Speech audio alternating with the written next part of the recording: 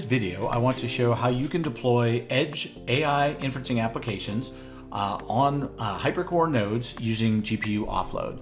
So this particular cluster is equipped with NVIDIA GPUs. We're using the virtual GPU provider to, if we wanted to, be able to partition and carve up the GPU into multiple profiles. You could even have multiple workloads on each node accessing these. This tag is all I need to do to specify the GPU resources that I want to be assigned to this particular virtual machine. In this case, we're all up and running and provisioned. And on the console, I just have a tool called NVTop set up and running so that we can see the GPU utilization.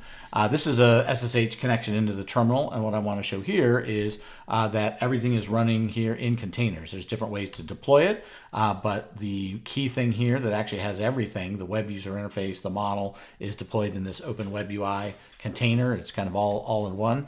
But I have some other containers that are running here. And then let's go ahead and we'll just do a demo of some of the capabilities. So let's paste in a query here. Actually, that's not the one. Let's write a white paper about deploying AI inferencing at the edge using scale computing HyperCore.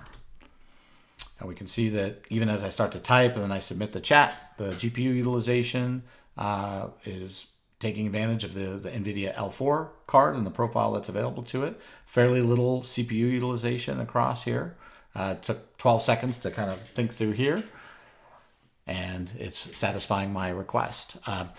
All types of different stacks could be deployed in virtual machines. They could be Windows, Linux, containerized. In this case, we're using Docker. Other container runtimes like Podman, Kubernetes, all could be utilized to run various software stacks that provide, large language models, computer vision, so forth. We can help provide automation to be able to deploy the applications initially, deploy updates to the models across an entire edge fleet, and keep your applications fresh and new, and also give you the ability to rapidly deploy new applications that you might need on that same consolidated and resilient infrastructure.